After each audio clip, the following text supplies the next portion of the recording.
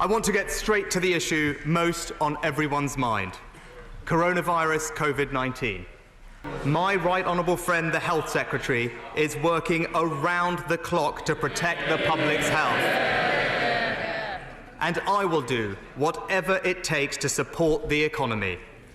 The challenge is this: there is likely to be a temporary disruption to our economy.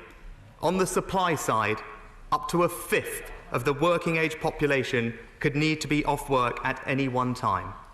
And business supply chains are being disrupted around the globe. Our response will be temporary, timely, and targeted.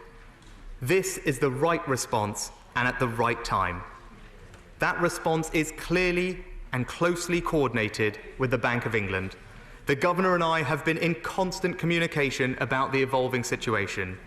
The Governor set out this morning the actions that the bank will take to help UK businesses and households bridge across the likely economic disruption.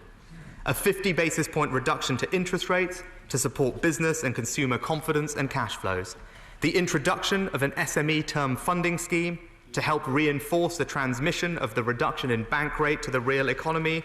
And they have released the counter-cyclical buffer to further support the ability of banks to supply credit.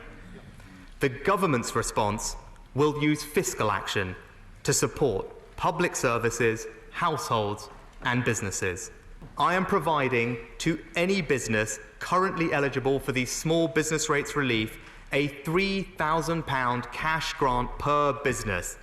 This is a £2 billion cash injection direct to 700,000 of our smallest businesses. Let me summarise for the House the fiscal impact of our immediate response to coronavirus. Taken together, the extraordinary measures I have set out today represent £7 billion to support the self-employed, businesses and vulnerable people.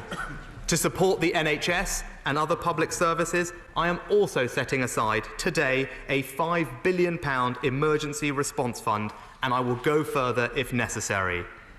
Those measures are on top of plans I will set out later in this budget, which provide an additional fiscal loosening of £18 billion to support the economy this year. That means I am announcing today, in total, a £30 billion fiscal stimulus to support British people, British jobs and British businesses through this moment.